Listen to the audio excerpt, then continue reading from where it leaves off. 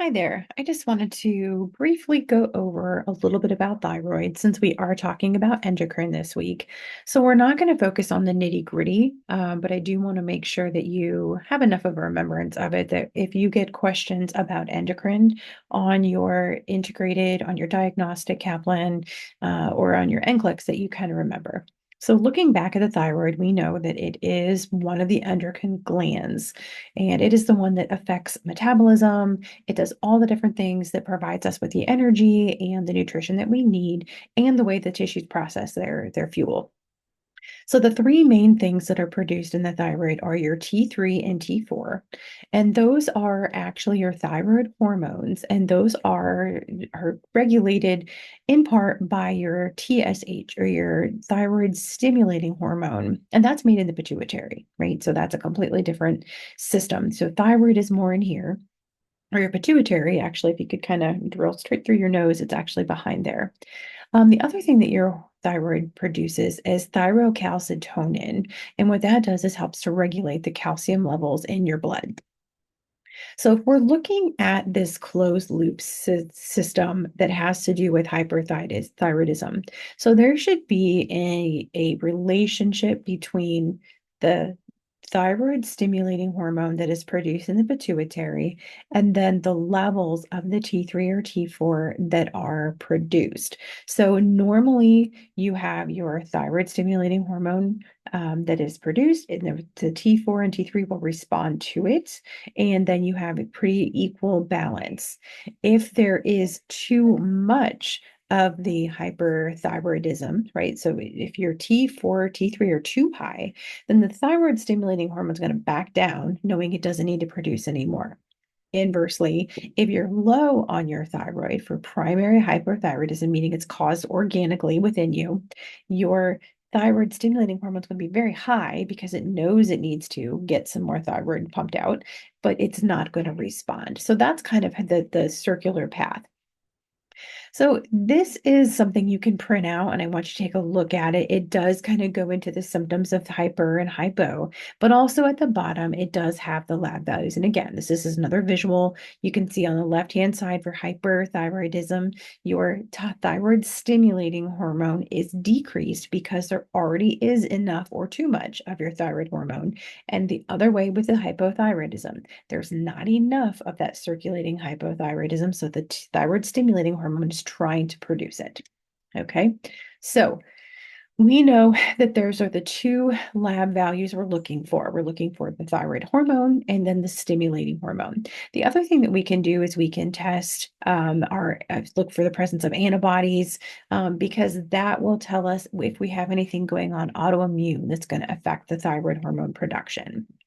So this is where we're going to split. We're going to split into hyper and we're going to split into hypo. And I'm not going to go in depth, but in hyper, we know that we have more than we need with the circulating hormones. So this is going to exaggerate and make more of whatever normally happens. So what that does is that produces a hyper metabolic state where we are metabolizing, we are producing, everything is on overdrive.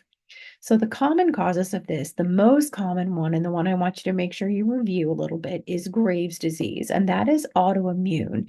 And that is where your immune system starts to attack the thyroid, which increases the secretion. The other kind that we have is a toxic nodular goiter, and that's where there's little nodules inside the thyroid, and each of them make thyroid hormone kind of not coordinating with anything else. So the bigger the tissue, the more it's making. We don't see that one as commonly anymore because we have tests for it and we're aware of what causes it. So what type of things am I going to see? So I'm going to slide over here. So you're going to see the picture on the bottom there. That's called epophthalmos. And that is where the fat deposits start to collect behind the eye, and it kind of pushes the eye forward.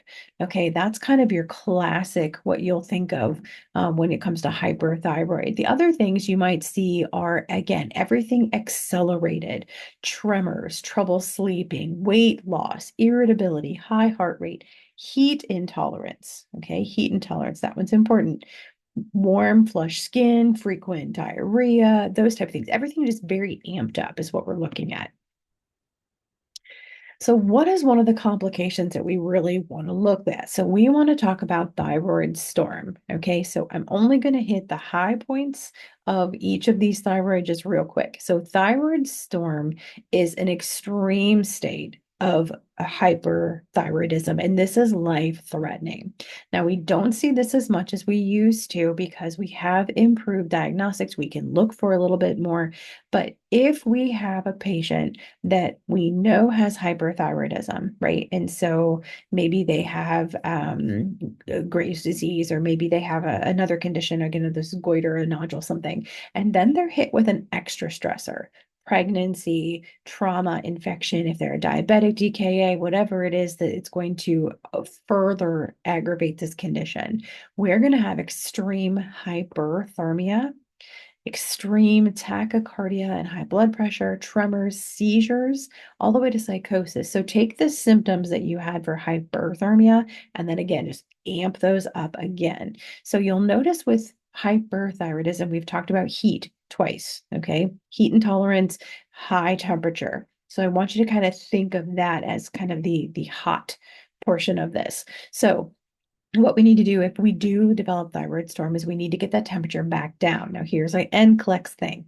We don't give aspirin in thyroid storm. Okay, there's a big, long, deep dive. You could look on the internet, you can look in your book, but just remember that fact that it's not safe. We don't use aspirin as a means to reduce the temperature. Okay, we do want to prevent shivering because we know if we shiver, that generates more heat.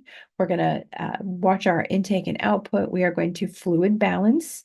We're going to maintain respiratory issues, and we are going to reduce the amount of thyroid that is being made and excreted. So we use sodium iodide or thionamide. So just a little snapshot. Again, these are the type of things that if you would see them on an NCLEX, you kind of have to go, oh, wait, I think I remember hearing that. Okay. Here is a video you can feel free to watch on your own. It's a really good explanation of thyroid storm. It's about 7 minutes long, and it kind of goes through with the animation, does a little bit more of a deep dive. So that's providing it there for you. Hypothyroidism then is inadequate, so not enough that affects all the body functions. So this is going to create a decreased metabolic state. So where hyperthyroidism just kind of amped everything up, hypothyroidism is going to slow everything down. Okay. So what can cause this? The most common is called Hashimoto's thyroiditis. And again, that is the autoimmune destroying the tissue this time. Okay. Also, iodine deficiency. Those are two things that can really impact the amount of tissue and the health of the tissue in the thyroid. The secondary cause could be if you have a thyroid stimulating hormone deficiency, it's not stimulating the thyroid to release the thyroid hormone, or it could be over time you've built up a tolerance or resistance to thyroid hormones, sort of like an insulin resistance when we talk about the pancreas. So we're going to see kind of the opposite things here. We're going to see weight gain, fatigue, depression, cold intolerance, brain fog, hypotension, maybe some swelling around the eyes. But again, everything is slowed down. Whereas with hyperthyroidism, we even had diarrhea. And with hypothyroidism, we're going to have constipation. So everything very low and slow. Now, our life-threatening complication here is our myxedema. So myxedema on its own is swelling and edema that takes place in the soft tissues. Okay, it doesn't show a specific area of pitting edema. It's more into the tissues itself. But what can be life-threatening is the myxedema coma. And this is what happens if you have long-term hypothyroidism that becomes so severe that the body cannot keep up. It can no longer keep up with the metabolic needs. And so you end up with hypothermia, very low sodium, low blood pressure, confusion, progresses to shock and coma. Okay, so this is the cold version of the hyperthyroidism. So when this happens, we are going to increase the body temperature because it's a cold disorder. We're going to increase the thyroid levels. We're going to give you some levothyroxine. We're going to give you the corticosteroids to kind of amp it up. We're again going to maintain our homeostasis, our fluid balance, and our electrolytes. But even with treatment, the mortality is pretty high with this condition. Here is a video that not only explains the myxedema coma, but it also explains hypothyroidism since it is a little bit more involved. So here's a video for you to watch on that as well. Here's a final picture where you see the two overlap. Okay, so we have hypothyroidism on one side, hyper on the other. And over in the middle, you'll see that little sliver where fatigue, insomnia, and changes to the hair quality and quantity are overlapping. Other than that, they're very distinct differences. Now, they may be subtle. Okay, so it does not necessarily mean that decreased sweating is only with hypothyroidism and it's very pronounced, right? It might just be something that you notice I'm not sweating as much anymore, or I notice I have been sweating slightly more than I have been. So it doesn't have to be an extreme, but just be aware of these two. That is all I wanted to share with you, just as a quick overview. Again, please go in and take a quick look at your thyroid labs just to kind of get an idea of when we say a T3 or T4 level, what are we looking at? And when we're talking about TSH level, what is the normal range? But the main thing to remember is when is it increased? When is it decreased? And then the life-threatening complications that may arise because of it. So thank you.